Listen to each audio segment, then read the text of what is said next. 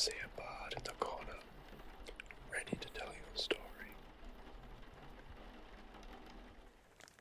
Hi everyone, this is Bardic Whispers, and today I'm going to be painting some skeletons.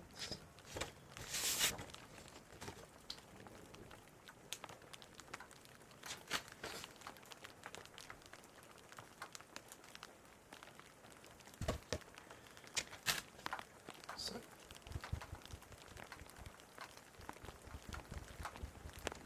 skeletons. Armor class 13, hit points 13, speed 38, vulnerabilities to bludgeoning, immune to poison, initial sword attack, initial burn. Skeleton. There's quite a few skeleton minis, so I'm just going to trial and see how they go. They've got sort of like a tan brown and then sort of like a little bit of irony thing, so you're looking at browns. I want to add a little bit of green, like necrotic, mold and stuff like that as well. So yeah, we'll see how we go. Cobwebs if I can, but doubt that. So here's some things I painted previously, just to get this to focus. Ooh. So I painted this slide. It's technically a red slide, I think, but I made it a death slide. To sort of bit the bullet and started painting my minis. I realised I had, and this is a outhouse mimic.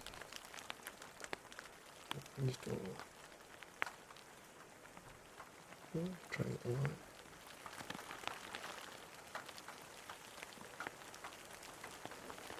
I realised I had acrylic paints from when I was creating my own dies and painting in the bits and bobs. I realised that the really expensive paint is acrylic paint as well that you get for mini painting and stuff. The only thing I haven't been able to sort of figure out is what paint you use for these clear acrylics. So this is a skull lord. There's three heads, as you do, and a star. So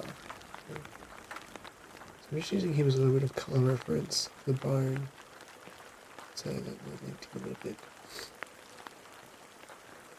I have 5 skeletons now. This skeleton soldier, and this cool skeleton soldier as well. Cool thing about this is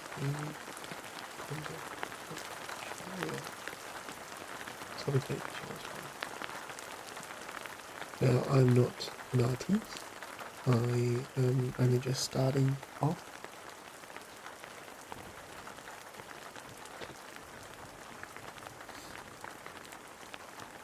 Now I'm not an artist. I'm also trying this a little bit, so we'll see how we go. Yeah, we will figure it out. So, having a look at this fella, I've got some shoulder blades, shoulder pads, and stuff. Bones. I'm probably going to keep the bones as like this primer colour, because that's sort of like a nice bone white grey. So we might try and do some painting and stuff like that. And stuff. So I would say the first piece we have is probably want to do some grey. So let's do white. Then quite a bit of black. Mix in.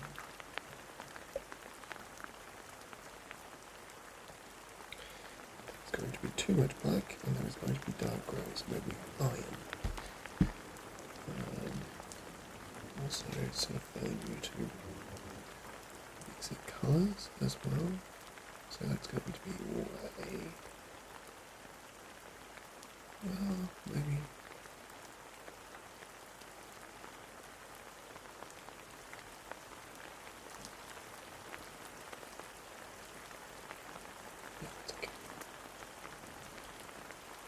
Not too bad.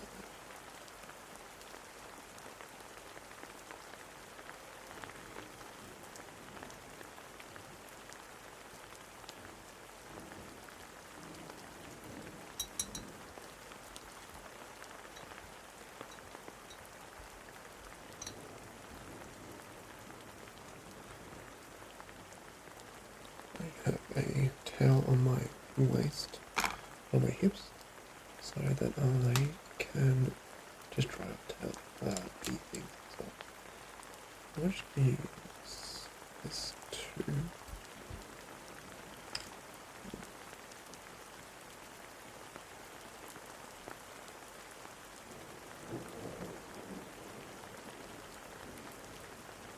Alright. So let's have a quick look. So what are we? These will be grey. Heads will be brown. Should be brown. Try and keep this as good as possible. Might just turn this.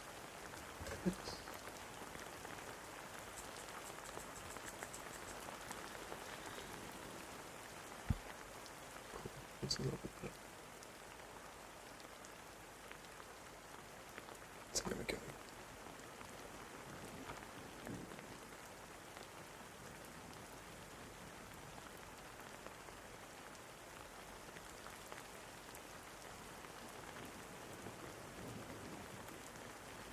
So skeletons are great as your general staple for necrotic dungeons and the like. Always good for fodder. Try and deplete your party's spellcasters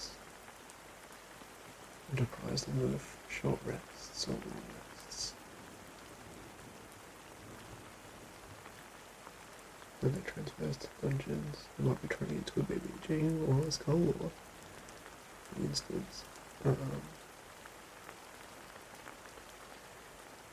So, focus.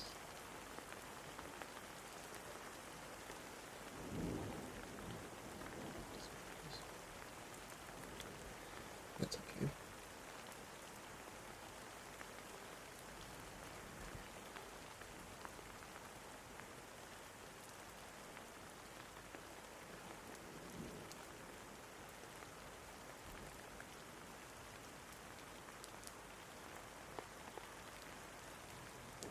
It's a little bit rainy today.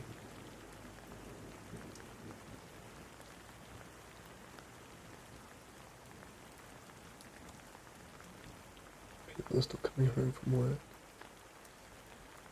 Had a bit of a rough day today, but this really relaxes me. Found it quite therapeutic on the weekend to go through and paint. Almost meditative a little bit.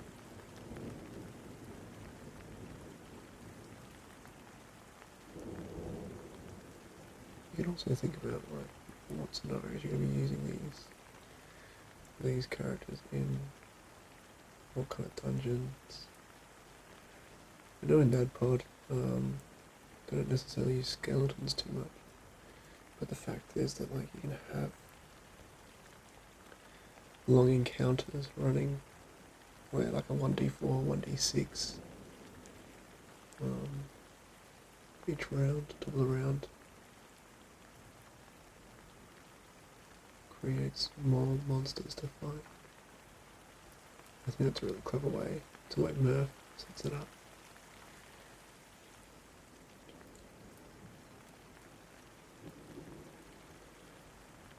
So apologies if I go off screen a little bit with this, because it's the first time I'm trying this, so I might actually miss. I think I want to have them as like a little bit red in there as well for this sash. So Just gonna put a little bit of signature red. Down, not too much. Not too much at all. One might go a little bit of the size down. No, this is probably still pretty good. It's got a good weight. It's a bit wet though. Let's just get a little bit of red.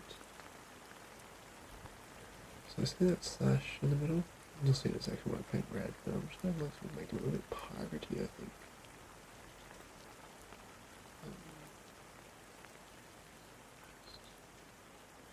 Just focused on getting that done. The nib split there, so just take your time. It's not going to be perfect. I think that's something that I need to really focus on these days, that everything can't be perfect. Also, if you think about how you're going to paint it, what kind of colours you want in place, you can actually paint over different spots once they've dried. So for instance, I'm going a little bit over here, but I know I'm going to go with brown to fix that up. Maybe go for the finer point, and we can go through that a little bit more. What I'm also going to do is just going to jump back, got a little bit of white just in the corner here, just going to pick that up. Slightly different grey.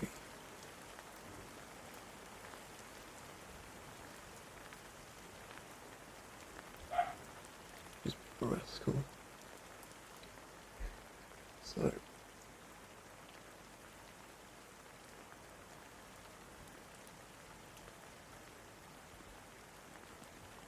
getting that. Okie dokie. So we're gonna go with this dark brown.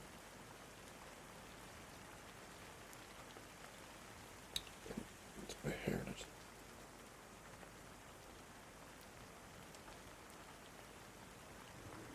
Just take that off. Oh, I think that brown's pretty good, so maybe we just keep with that brown. The other part's dry. I'm going to just paint these boots.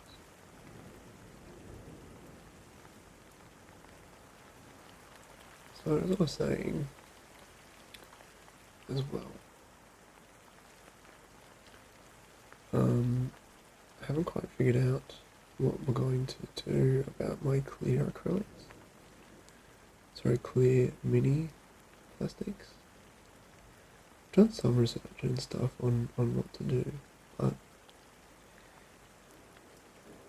not really conclusive. Everyone just goes, oh, it's easy, just paint it.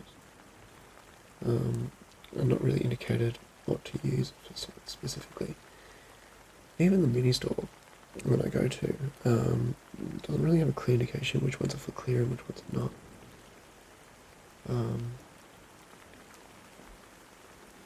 But that's fine. I did trial alcoholic inks that I was using for my resin molds, but that made one of my clear minis just completely black. But it was a little fairy dragon, so it was my trial.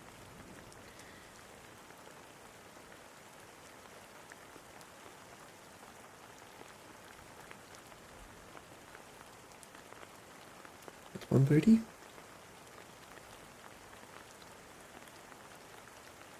The other booty.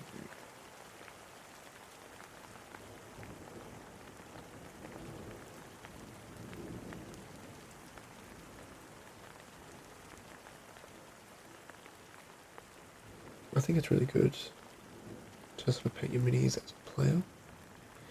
I think you can connect with them a bit more. It gives you more meditation, and maybe you can even connect with the player a bit more. As in, how do they pick those colours? What armour do they have? Stuff like that.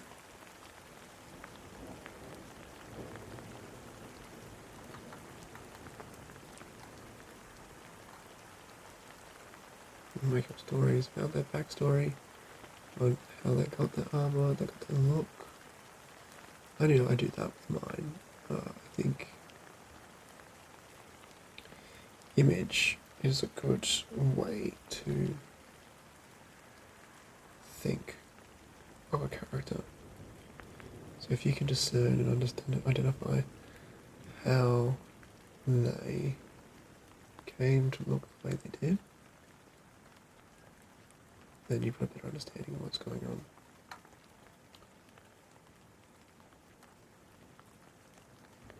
Red belt, brown leather shoes. Go over and dry paint some darkness as well. But in doing that a little bit, I'm going to just add a little bit of black to this paint. And again, I do too much. I use my mixing brush. And that comes out pure black. Oh, here we go. We've got a bit of a poo brown going on. I mean, if you're a skeleton, I'm sure you've pooed yourself to death.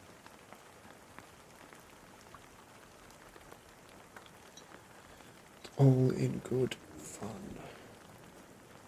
I jest.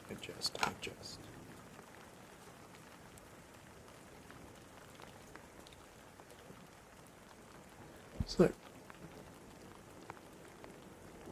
going to do these brown pants a little bit more. Excuse me, a little brush. So,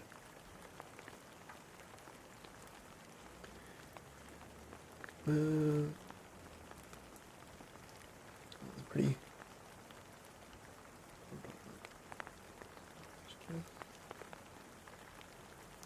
So this is again where we can sort of have, you can miss or go over different bits and stuff like that. Like, I mean, they're pretty small minis, but you can always go over things, always try again. This is acrylic paint as well, so I think you can even scrub it off with water. Obviously don't put them in the dishwasher, but you can always maybe another go. But if you go fine enough with the paint, you can actually just layer it again and again and again. That's neat.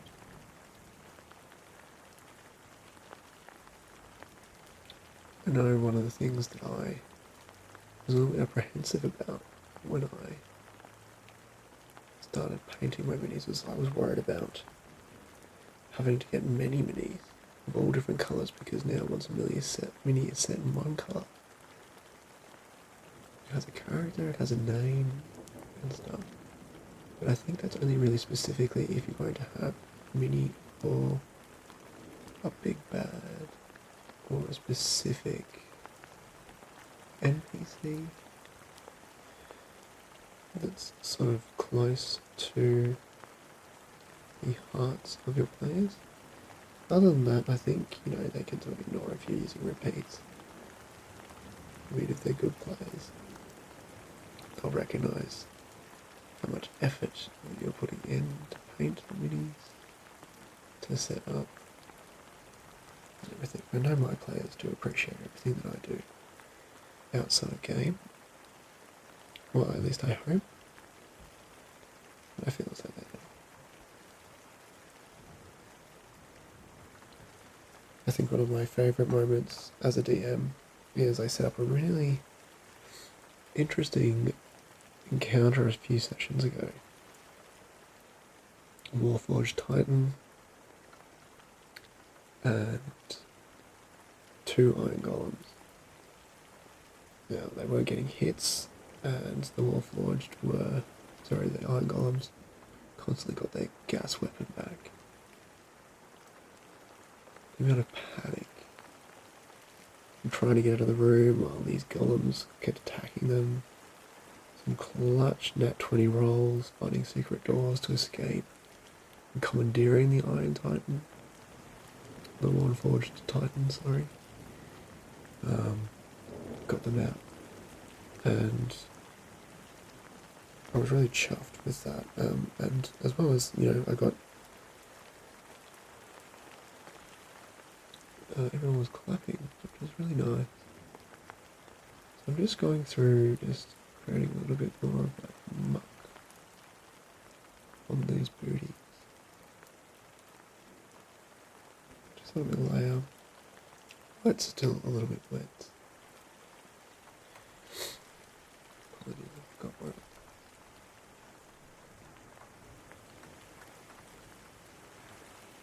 Ooh.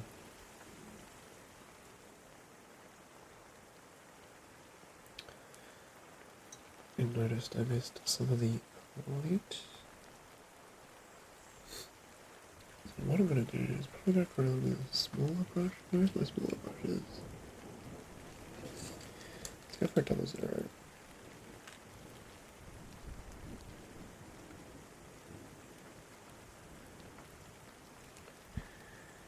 On the chest here.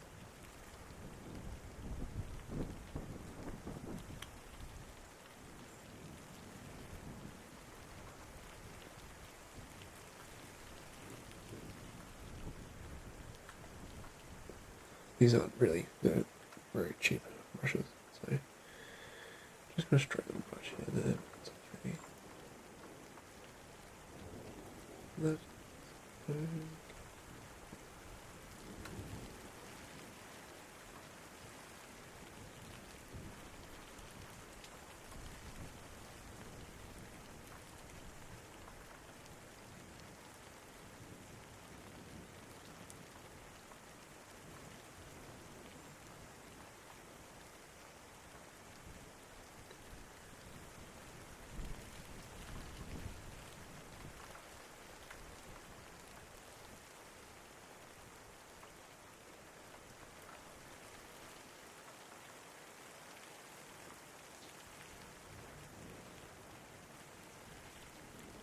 Good?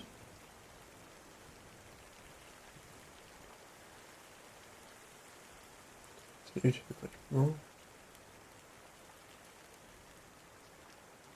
Just a little bit more colour.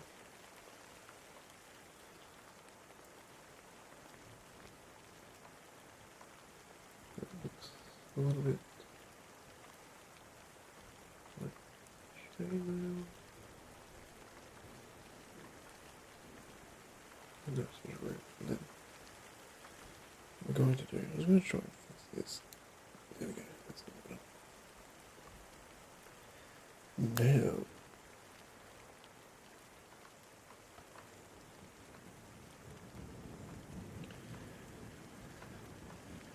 a little bit of lime green, light green.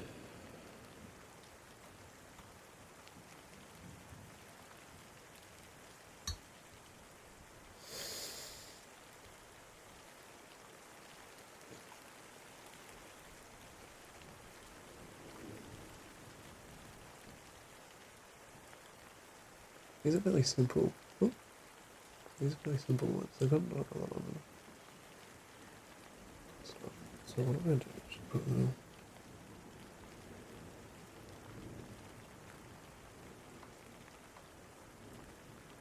little green on the blade.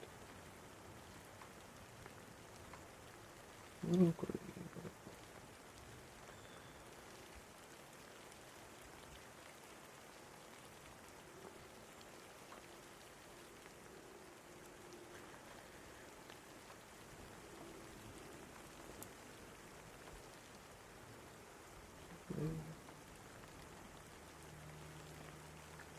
Across the arm.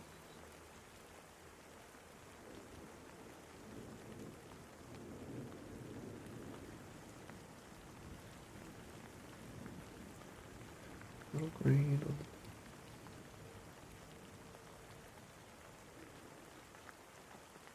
And just coming here, trying to fix some of it. Great in here. Okay, well, a little.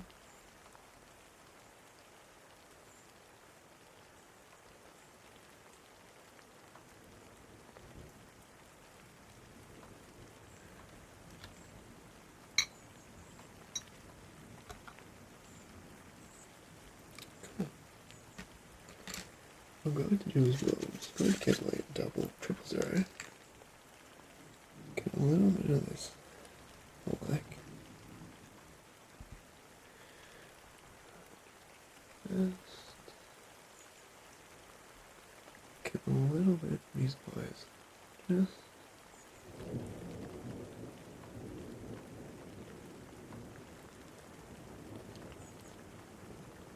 thread the cool.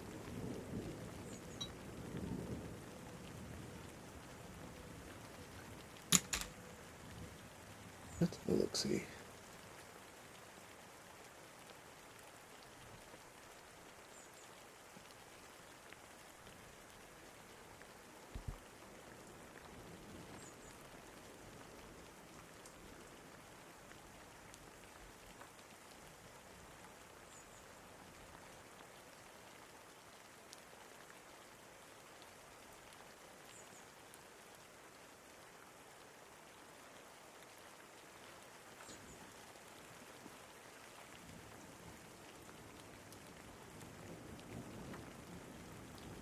I think that's pretty good.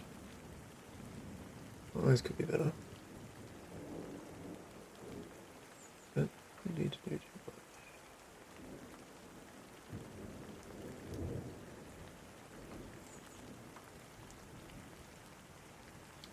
Yeah, thanks everyone. This took longer than I thought, so maybe I'll just paint one at a time.